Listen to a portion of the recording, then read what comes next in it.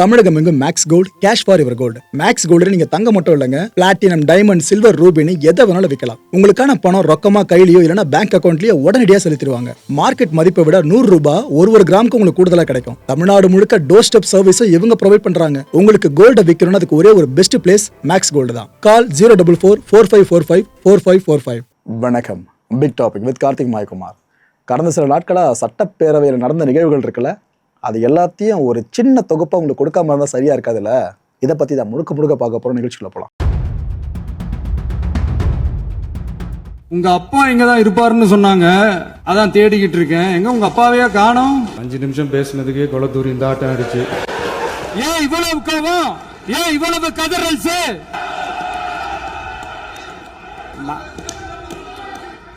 Cricket match அவ்வளோ பெருசு நடக்கிறத சின்னதாக தம்மத்தோண்டு ஹைலைட்ஸில் பார்த்துட்டு போகிறோம்ல, அது பயங்கர சுவாரஸ்யமாக இருக்கும். அதே ஃபார்முலா அப்ளை பண்ணி தான் என்னைக்கான ஷோவில் நீங்கள் ட்ராவல் பண்ண போகிறீங்க. சட்டப்பேரவையில் இந்த செஷனில் கடந்த சில நாட்களாக நடந்த நிறைய சம்பவங்கள் இருக்குது பாருங்க, தரமான சம்பவங்கள். அவைக்குள்ளே என்னென்ன பேசுனாங்க, கேள்வி எழுப்பப்பட்டுச்சு, அதுக்கான பதில்கள் என்னென்ன வழங்கப்பட்டுச்சு, அமைச்சர்கள் எந்த அளவுக்கு பேசினாங்க, திமுக சைடில் இருக்கவங்க எந்த அளவுக்கு பேசினாங்க, அதிமுகவில் இருக்கவங்க எந்த அளவுக்கு அதுக்கு ஆட்சேபனை பதிவு பண்ணாங்க, திமுகவை ஆளும் தரப்பினர் பயங்கரமாக விமர்சிக்கும் போது அண்ணன் இபிஎஸ் அவர்கள் ப்ளஸ் அவரோட தரப்பினரில் எந்த அளவுக்கு அதை ரொம்ப என்ஜாய் பண்ணி ரிலாக்ஸ் பண்ணாங்க, எல்லாத்தையும் பார்க்க போறீங்க மக்களே. ஸோ சிறப்பான தரமான சம்பவங்கள் என்னென்னலாம் பதிவாயிருக்கு இந்த சட்டப்பேரவை நிகழ்வுகளில், இது எல்லாத்தையும் உங்கள் பார்வைக்கு கொண்டு வரேன். செம்ம இன்ட்ரெஸ்டிங்காக இருக்க போது, என்ஜாய் பண்ணுங்களேன். முன்னெல்லாம் புயல் மழை நேரத்தில் ஸ்கூலுக்கு லீவ் விடுவாங்க. ஆனால் இந்த ஆட்சி அமைஞ்ச பிறகு தான் முதல் முறையாக கரண்ட் இல்லைன்னு ஸ்கூல்ஸ்க்கு லீவ் விட ஆரம்பிச்சிருக்காங்க. சென்னை, பெரம்பூர் மற்றும் வியாசர்பாடியில் கடந்த ஜூன் 9ஆம் தேதி அன்னைக்கு 4 தனியார் பள்ளிகளுக்கு கரண்ட் இல்லைன்னு லீவ் விட்டாங்க. முன்னாடி மழை வர்றப்பெல்லாம் ஸ்கூல் பசங்க டிவி ஆன் பண்ணி இன்னைக்கு ஸ்கூல் இருக்கா இல்லையான்னு தெரிஞ்சுப்பாங்க. ஆனால் இப்பெல்லாம் டிவி ஆன் பண்ண முடியலன்னு தெரிஞ்சுக்கிறாங்க, சரி இன்னைக்கு கரண்ட் இல்லை, இன்னைக்கு ஸ்கூல் லீவ் தான் அப்படின்னு. ஸோ ஒரு மிகப்பெரிய ஒரு அட்வான்ஸ் டெக்னாலஜி இந்த அரசு உருவாக்கி இருக்கு. மாண்புமிகு பேரவைத் தலைவர் அவர்களே, எதிர்ப்பவர்கள் எதிர்க்கட்சி என்பதற்காக எங்கள் ஆட்சி மீது 1000 பழி போடலாம். ஆனாலும் தமிழக மக்களுக்கு உண்மையை உணர்த்த வேண்டியது நம்மளோட கடமை.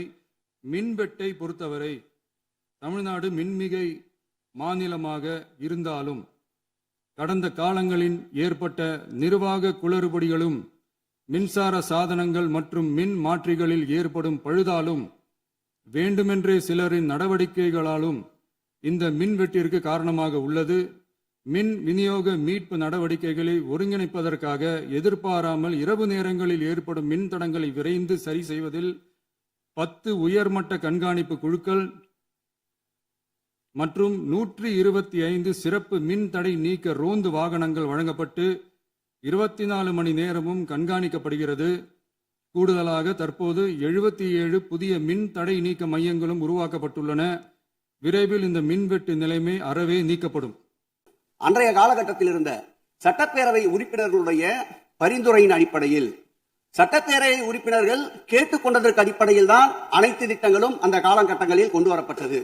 குன்னூருக்கு சுற்றுலாவிற்கு வருகின்ற மக்களுடைய வாகனங்கள் போதிய அளவிற்கு பார்க்கிங்களுக்கு இடமில்லாமல் தவிக்கின்ற சூழ்நிலையில் அங்கே மல்டி லெவல் பார்க்கிங் கொண்டு வந்தால் நகராட்சி பரிந்துரையின் அடிப்படையில் வருமானம் பெருகும். குன்னூரில் இருக்கக்கூடிய அருள்மிகு விநாயகர் திருக்கோயில், ஏறத்தாழ அந்த கோயில்கள்ல இருந்து கோயில் நிதியை பயன்படுத்தி 10 கோடி ரூபாய் மதிப்பில ஒரு மல்டி லெவல் கார் பார்க்கிங் வசதியை அந்த கோயிலுக்கு ஏற்படுத்துவதற்கான திட்டத்தை இந்த அரசு அனுமதித்திருக்கிறது. இதற்கு முன்னால் இருந்தக்கூடிய அமைச்சர் அவர்கள் அதை அறிவித்திருக்கிறாங்க. அந்த கோயில்ல ஒட்டுமொத்தமாக மாதத்திற்கு வரக்கூடிய பக்தர்களின் எண்ணிக்கையே 500 தான் ஆவரேஜா. அதே போல அந்த கோயில்களுக்கு அடிப்படையில கழிப்பறை வசதி கூட கிடையாது. இது மட்டும் இல்ல, குன்னூர் மற்றும் உதகையை சுற்றி இருக்கக்கூடிய அனைத்து பகுதிகளிலும் இருக்கக்கூடிய 50 கோவில்கள்ல பேசிக்கா இருக்கக்கூடிய டாய்லெட் ஃபெசிலிட்டிஸ் கூட அங்க இருக்கக்கூடிய கோயில்களுக்கு கிடையாது. அப்படிப்பட்ட இடங்கள்ல கோயில் நிதியை பயன்படுத்தி எதற்காக மல்டி லெவல் கார் பார்க்கிங் தேவைப்படுது? அப்ப இது கமர்ஷியல் திட்டங்கள் இல்லையா? கோவில் நிதியை இப்படி கமர்ஷியலாக பயன்படுத்துவதற்கு எதிராக தான் நாம இந்த திட்டங்களை எல்லாமே தடுத்து, இந்த திட்டங்கள் தேவையில்லை, அதற்கு பதிலாக நம்முடைய அரசாணையிலே வெளியிட்டிருக்கிறோம். மிக தெளிவாக கடைசி வரியை படித்து பார்த்தால் எல்லாருக்கும் தெரியும். இந்த கோவில் நிதியை பயன்படுத்தி கோவிலும் பக்தர்களும் பயன்படக்கூடிய வகையில மாற்று திட்டங்களை உருவாக்கும்ன்ற வரியை நம்ம மென்ஷன் பண்ணியிருந்தோம். எந்த இடத்திலையுமே மக்கள் பயன்படக்கூடிய கல்வி நிலையங்களையோ இல்ல இது போன்ற மருத்துவ வசதிகளையோ நாம செய்து தரமாட்டோம்னு சொல்லல.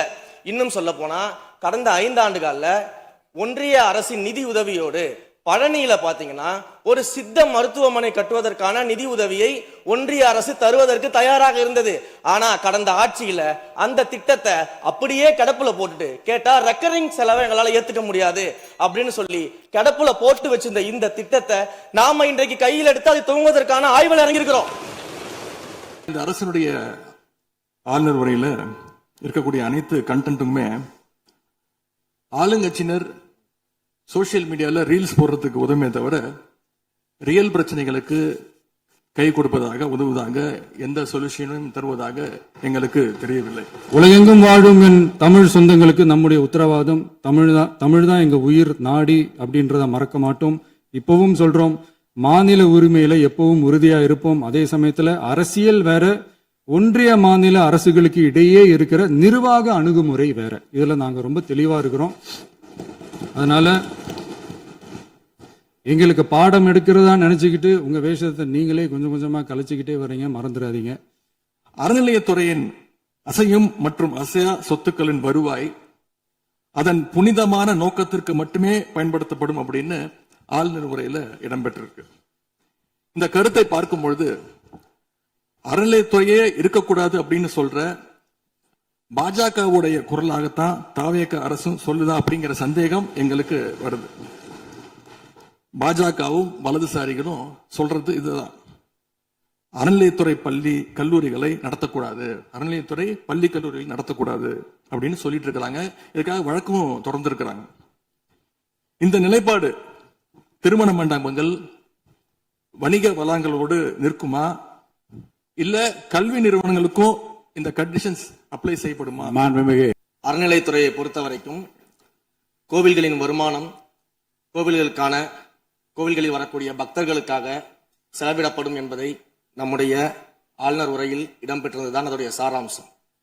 இன்னொன்று, சமீபத்தில் வெளியிடப்பட்ட திருமண மண்டபங்கள் மற்றும் வணிக வளாகங்கள் அந்த பணிகள் துவங்கப்படாத பணிகள் நிறுத்தப்பட்டது என்பது இந்த பணிகளை பொறுத்த வரைக்கும் நாம் ஆராய்ந்த வரைக்கும் அந்த கோவில்களில் பொதுமக்களுக்கு தேவையான அடிப்படை வசதிகள், பொதுமக்களுக்கு தேவையான தங்குமிட வசதிகள், பொதுமக்கள் பக்தர்கள் வரப்போது அவர்களுக்கு தேவையான அடிப்படையிலான கழிப்பறை வசதிகள் போன்ற இந்த வசதிகளை மேம்படுத்துவதை காட்டிலும் இவர்கள் கமர்ஷியலாக கோவில்களுக்கு திருமண மண்டபங்கள் கட்டுவதிலும் வணிக வளாகங்கள் கட்டுவதிலும் அதன் மூலமாக வருவாய் ஈட்டுவதை மட்டுமே குறிக்கோளாக வைத்துக் கொண்டு இந்த திட்டங்களை துவங்கியதன் காரணமாக மேலும் அதன் மீது பல்வேறு நீதிமன்ற வழக்குகள், ஸ்டே ஆர்டர்ஸ் இருப்பதனால நாம் அதையெல்லாம் ரத்து செய்து அறிவிச்சிருந்தோம். நம்முடைய முதலமைச்சர் அவர்கள் ஆட்சிக்கு வந்த ஒரே மாசத்துல தமிழ்நாட்டிலே தன்னுடைய பெரம்பூர் தொகுதியை நம்பர் 1 தொகுதியாக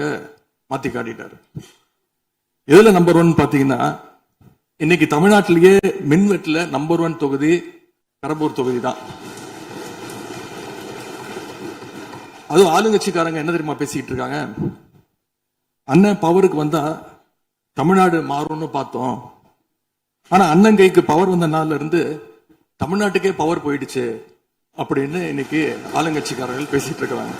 மாண்புமிகு எதிர்க்கட்சி தலைவர் சொல்றப்ப தமிழ்நாட்டுக்கு ஏதோ மின்வெட்டு இருக்குன்னு சொல்லியிருந்தாரு. நாங்கள் ஒவ்வொரு நாளும் தமிழ்நாட்டில் எங்கெங்க எதனால மின்வெட்டு விழுதுன்னு நம்ம பப்ளிஷ் பண்ணிட்டே வரோம், டேஷ்போர்ட் பப்ளிஷ் பண்ணிட்டே வரோம். அதுல எதனால என்ன காரணம்னு சொல்லிட்டே வரோம். இந்த துறை ஏன் இப்படி இருக்குன்னு நாங்க ஏற்கனவே தெளிவா சொல்லிடுறோம். இந்த துறையோடைய இன்னைக்கு நிதிநிலை அறிக்கையில இந்த துறையில 2.5 லட்சம் கோடி கடன் இருக்கு. அது இல்லாமல் இந்த துறையில எந்தவித இன்ஃப்ராஸ்ட்ரக்சர் டெவலப்மெண்ட்டும் இவங்க கடந்த 5 ஆண்டுகள் 15 ஆண்டுகள் செய்யப்படவில்லை. இது சம்பந்தமாக விரிவான வெள்ளை அறிக்கை விரைவில் வெளியிடப்படும் நம்ம ஏற்கனவே சொல்லிடுவோம். அது இல்லாமல் இந்த துறைக்கு கடந்த 5 ஆண்டுகளாக எவ்வளவு பேர் ஆள் எடுத்தார்கள் என்று, எவ்வளவு பேர் வேலைக்கு ஆள் எடுக்கப்பட்டது என்பதையும் நாங்கள் விளக்க இன்னும் ஒரு சில நாட்கள்ல இதற்கான விளக்கமாக வெள்ளை அறிக்கையை நாங்கள் கண்டிப்பாக வெளியிடுவோம். இந்த துறையில் பாத்தீங்கன்னா இப்ப வேக்கண்ட் மட்டும் 70,000 வேக்கண்ட் இருக்கு. இது எல்லாம் சீரமைத்து இந்த ஒரு வாரமாக 10 நாட்களாக மொத்தம் 125 குழுக்கள் அமைக்கப்பட்டிருக்கு. இந்த துறையில நம்ம எதனால இந்த மின்வெட்டுகளை சரி செய்ய 125 குழுக்கள் அமைக்கப்பட்டு 500 பேர் வந்து வெளியிலிருந்து கான்ட்ராக்ட்லாம் எடுக்கப்பட்டு எங்கெங்கெல்லாம் மின்வெட்டுகள் இருக்கோ அது சரி செய்யப்பட்டிருக்கு. கடந்த ஒரு வாரமா நீங்க பார்த்திருப்பீங்க, ஒவ்வொரு நாளும் எதனால் மின்சாரம் தட்டுப்படுதுன்னு சொல்லி பப்ளிஷ் பண்ணிட்டே இருக்கோம். பொதுவாக குற்றச்சாட்டுகள் சொல்லுவதை தவிர்த்து விட்டு எங்க ஸ்பெசிபிக்கா எந்த நாள்னு சொல்லிட்டு பெரம்பூர்ல அதான் சொல்றோமே, பெரம்பூர்ல எத்தனை முறை மின்சாரம் தட்டுப்படுச்சு, எதனால தட்டுப்படுச்சு, எவ்வளவு நேரத்தில் அது சீர் செய்யப்பட்டது, சரி செய்யப்பட்டதுன்னு பார்த்திருக்கோம். எங்கெங்கெல்லாம் ஃபியூஸ் திருட்டுகள் நடக்கப்பட்டதோ அவர்களெல்லாம் கைது செய்யப்பட்டிருக்கிறார்கள். அதே மாதிரி வேற எங்கெல்லாம் சிசிடிவி இல்லாத இடத்தில் இருக்குதோ அங்கெல்லாம் ரோந்து பணிகள் அதிகரிக்கப்பட்டிருக்கு.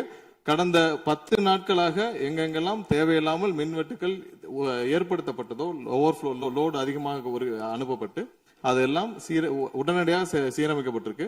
ஒவ்வொரு நாளும் குறைஞ்சது 50 இருந்து 55 இடத்துல வந்து மின்சாரம் தட்டுப்பாடு அங்கங்க மின்வெட்டு ஏற்படுது. சோ அதுல 35 இடத்துக்கு கீழேயாவது 1 மணி நேரத்துக்குள்ள சரி செய்யப்பட்டு வருகிறது. அதுக்கான டேஷ்போர்டுக்கு தெளிவாக எதிர்க்கட்சி தலைவர் பார்த்து விட்டு பேசினால் நன்றாக இருக்கும். கடந்த 5 ஆண்டுகளில் சீரான மின் விநியோகத்திற்கு 393 துணை மின் நிலையங்கள் அறிவிக்கப்பட்டு அதற்கான பணிகள் பெரும்பான்மையாக முடிக்கப்பட்டு பயன்பாட்டிற்கு கொண்டு வரப்பட்டிருக்கின்றன. ஒவ்வொரு ஆண்டும் தேவைக்கேற்ப கூடுதல் மின் தேவை ஏற்படுகின்ற பொழுது அதற்கான ஏற்பாடுகள் செய்யப்பட்டு புதிய மின் உற்பத்தி திட்டங்கள் வரை அறிவிக்கப்பட்டு அது செயல்பாட்டுக்கு கொண்டு வரப்பட்டிருக்கின்றன. ஏறத்தாழ 90,000 மின்மாற்றிகள் கடந்த 5 ஆண்டுகளில் புதிதாகவும் பழுந்தடைந்ததையும் மாற்றி சீரமைக்கப்பட்டன. ஒரு அமைச்சர்கள் ஒரே நிமிஷம் சொல்லி முடிச்சார். அதாவது ஒவ்வொரு ஆண்டும் கூடுகின்ற பொழுது மின் தேவை கூடுகின்ற பொழுது அதற்கான ஏற்பாடுகளை நிர்வாக ரீதியாக செய்ய வேண்டியது அரசினுடைய கடமை. ஒரு அரசு பொறுப்பேற்ற பிறகு முதல் முறையாக அந்த அரசினுடைய துறையினுடைய உயர் அதிகாரிகளை அழைத்து ஆய்வுக் கூட்டங்களை நடத்தி என்னென்ன குறைபாடுகள் இருக்கின்றன அதை எப்படி நிவர்த்தி செய்யலாம் என்பது களையெடுக்க வேண்டியது அரசினுடைய கடமை, துறையினுடைய கடமை. எனக்கு தெரிந்தவரை இதுவரை மின்துறையில் அந்த மின் விநியோகத்தில் இருக்கக்கூடிய துறையினுடைய அதிகாரிகள் ஆய்வுக் கூட்டங்கள் வரை இதுவரை நடைபெறவில்லை. அதைத்தான் அங்கிருக்கு பணியாற்றக்கூடியவர்கள் சொல்கின்றார்கள். இப்பொழுது இருக்கக்கூடிய பணியாளர்களை வைத்துத்தான் கடந்த 5 ஆண்டுகளும் மிக சிறப்பாக எந்தவித மின்தடையும் இல்லாமல் சீரான மின் விநியோகம் வழங்கப்பட்டன. எனவே கடந்த காலங்களில் இருக்கக்கூடிய குறைகளை தொடர்ச்சியாக ஒரே கருத்துக்களை முன்வைப்பதை விட இந்த அரசு துறையினுடைய அதிகாரிகளை அழைத்து ஆய்வுக் கூட்டங்களை நடத்தி கடைமுறை வரை மின் விநியோகம் சீராக எடுத்து செல்வதற்கான முன்னெடுப்புகளை எடுக்க வேண்டும். இனி என்னத்தை நீங்க உங்களுடைய பத்திரிகை செய்தியிலேயே கொடுத்திருக்கிறீங்க, 100க்கும் மேற்பட்ட துணை மின் நிலையங்கள் 10,000 கோடியில் பணிகள் தற்பொழுது நடைபெற்று வருகின்றன என்று உங்களுடைய பத்திரிகை செய்தியில இருக்கு. அப்ப இதெல்லாம் கடந்த காலங்களில் தொடங்கப்பட்ட திட்டங்கள். நீங்க எதையும் தொடங்கலன்னு பொதுவா சொல்வதை விட்டுவிட்டு என்னென்ன கூடுதலாக நாம் எடுத்துக்கொள்ள வேண்டும் என்பதை கவனத்திலே இந்த அரசு கொள்ள வேண்டும். முடிச்சாரு. மாண்புமிகு உறுப்பினர் சொன்னப்ப சொன்னாரு அறிவிப்புகள் நிறைய செஞ்சிருக்கோம்னு. கடந்த ஆட்சியில் அறிவிப்புகள் மட்டும்தான் செஞ்சிருக்காங்க, எதையும் செயல்படுத்தவில்லை. அது இல்லாமல் அவர் சொல்லி இருக்கிறார், நாங்கள் அது சம்பந்தமாக வெள்ளை அறிக்கை 2 நாள்ல வெளியிடுவோம், நீங்க அமைதியா இருக்கலாம், 2 நாள்ல அது சம்பந்தம் வெளியிடுவோம். அது இல்லாமல் 90,000 டிரான்ஸ்பார்மர் வாங்கியதாக சொல்லியிருக்கிறார். அதில் 44,000 டிரான்ஸ்பார்மர் வாங்கியதற்கான சிபிஐ வழக்கு பதிவு செய்துள்ளது. அதுல அவங்க வாங்கின லட்சணம், எந்த லட்சணத்தில் அந்த டிரான்ஸ்பார்மர் வாங்கப்பட்டது அப்படின்னு தெரியும். அது இல்லாமல் அதற்கு முன்னால் இருந்த மின்சாரத்துறை அமைச்சர் அங்கே அமைதியா உட்கார்ந்து இருக்கிறார். முன்னால் இருந்த மின்சாரத்துறை அமைச்சர் அமைதியா உட்கார்ந்து இருக்கிறார். இது தேவையற்ற விவாதத்தை எழுப்ப வேண்டாம். 2 நாட்கள்ல வெள்ளை அறிக்கை வெளியிடப்படும். அதற்கப்புறம் மின்சாரத்துறை மானிய கோரிக்கை சம்பந்தமாக அடுத்து மின்சாரத்துறை மானிய கோரிக்கை வரும்பொழுது தெளிவாக பேசிக் கொள்ளலாம். ஏற்கனவே நீங்கள் செஞ்ச எல்லாமே எவ்வளவு தூரம் டிரான்ஸ்பார்மர் வாங்குனீங்க எல்லாமே சிபிஐல 3 வருடம் கடுமையான போராட்டத்திற்கு அப்புறம் சிபிஐல வழக்கு இருக்கு. எல்லாம் விரிவாக மின்சாரத்துறை மானிய கோரிக்கை பேசிக்கலாம். 2-3 நாட்களில் வெள்ளை அறிக்கை வெளியிடப்படும், அப்போ பேசிக் கொள்ளலாம். விவசாயிகளுக்கு இன்னொரு பெரிய பிரச்சனையும் ஏற்பட்டிருக்கு. தேர்தலுக்கு முன்பு நீங்க சொன்ன வாக்குறுதி 5 ஏக்கர் வரைக்கும் நிலம் வச்சிருக்க விவசாயிகளுக்கு முழுமையான பயிர்க்கடி தள்ளுபடின்னு நீங்க தான் சொன்னீங்க. ஆனா விவசாயிகளை இன்னைக்கு சிறு குறு விவசாயிகள்னு பிரிச்சு அதுலயே நிறைய ஸ்லாப்ஸ் ஏற்படுத்தி வச்சிருக்கிறீங்க. 1 லட்சம் அளவுக்கு கடன் வாங்கியிருந்தா 5,000 ரூபாய் வரைக்கும் தான் தள்ளுபடி கிடைக்கும் அப்படின்ற நிலைமையை இன்னைக்கு உருவாக்கி இருக்கீங்க. அதுக்கப்புறம் அதுலயும் ஒரு சேஞ்ச் கொண்டு வந்தீங்க. 75,000 ரூபாய் வரைக்கும் வாங்கினவங்களுக்கு முழு தள்ளுபடின்னு சொல்லி இருக்கிறீங்க. இப்போ அதுல இன்னொரு சேஞ்ச் என்னன்னா, ஒரே குடும்பத்தில் உள்ள 3 நபர்கள் வரை கடன் பெற்றிருந்தாலும் தற்பொழுது ஒரு குடும்ப அட்டைக்கு ஒரு வேளாண் கடன் மட்டுமே தள்ளுபடி செய்ய அரசாணை வழங்கப்பட்டிருக்கு.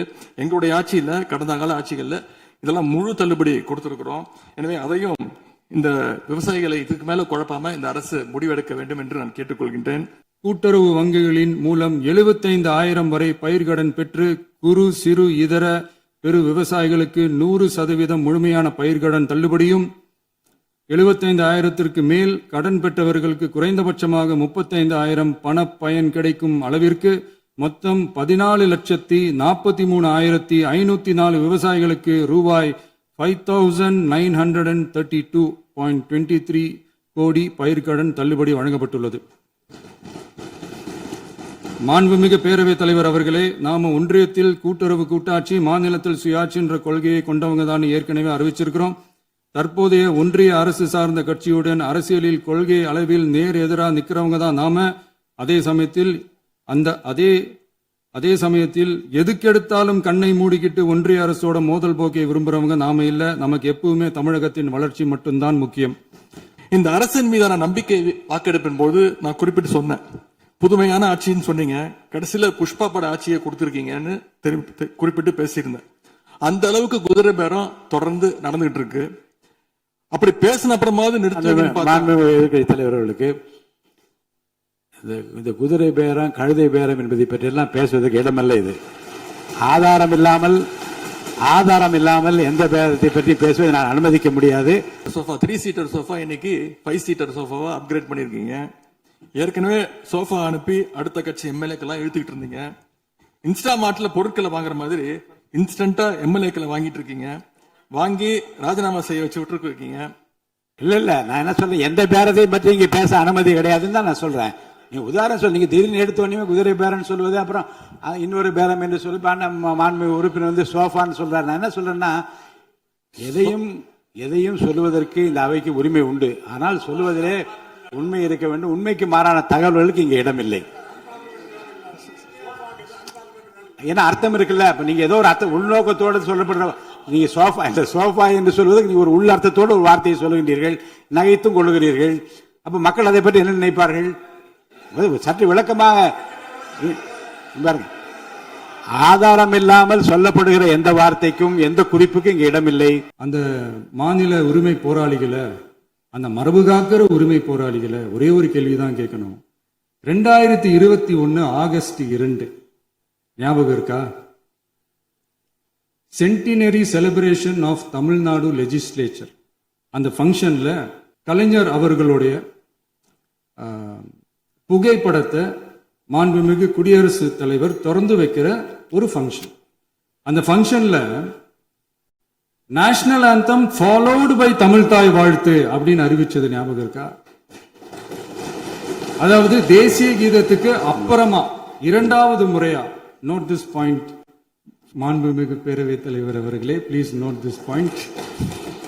தேசிய கீதத்துக்கு அப்புறம் இரண்டாவது முறையாக தமிழ் தாய் வாழ்த்து பாடப்படும் அப்படின்னு சொன்னது ஞாபகம் இருக்கா? அதுவும் முத்தமிழ் அறிஞர் அப்படின்னு சொல்ற நம்ம கலைஞர் அவர்களுடைய அந்த புகைப்படம் வெளியிட்டு விழாவில் அவர் இருந்த இதே சபையில தமிழ இரண்டாவது இடத்துக்கு தள்ளினது யாருன்னு ஞாபகம் இருக்கா? அது மட்டும் இல்ல, அந்த தேசிய கீதத்தை நாட்டுப்பண் நேஷனல் ஆந்தம்னு சொல்லி அதே ஃபங்க்ஷன்ல கடைசியா ஃபங்க்ஷன் முடியும் போது செகண்ட் டைம் தேசிய கீதம் பாடினதும் ஞாபகம் இருக்கா? இதே அவையில் தான், அது அவை குறிப்பிலும் இருக்கிறது, இதே அவையில் தான் நடைபெற்றது.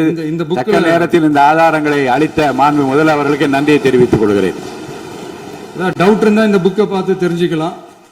கட்சி தலைவர் பேசும்போது நிறைய பேசினாங்க. அதுல ஒண்ணு மட்டும் அரசு சொல்றதா நினைச்சுக்கிட்டு நம்மளை இன்டைரக்டா ஈவில் அப்படின்ற அந்த வார்த்தையை யூஸ் பண்ணாங்க. எனக்கு ஒண்ணுதான் சொல்லணும்னு தோணுது. ஈவில்ஸ்னு டெவில்ஸ் பேசக்கூடாது.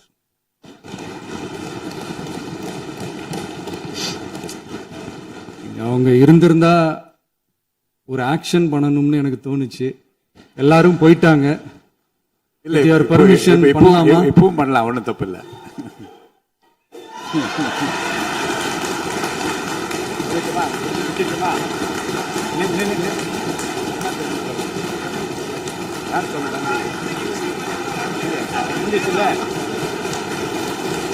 எழுந்து சொல்லுமா, உட்காந்து சொல்லட்டுமா?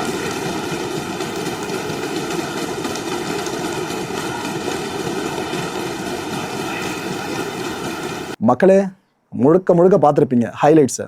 இதில் யார் யார் அதிகமாக ஸ்கோர் பண்ணியிருக்கா, யார் யார் ஸ்கோர் பண்ண தவறிட்டாங்கன்னு நீங்கள் நினைக்கிறீங்க? இந்த ஒட்டுமொத்த செஷனை நீங்கள் எப்படி முதல்ல பார்க்குறீங்க? இது சார்ந்த கமெண்ட் செக்ஷனில் கமெண்ட்ஸாக பதிவிட்டீங்கன்னா எல்லாருமே தெரிஞ்சுக்கலாம்.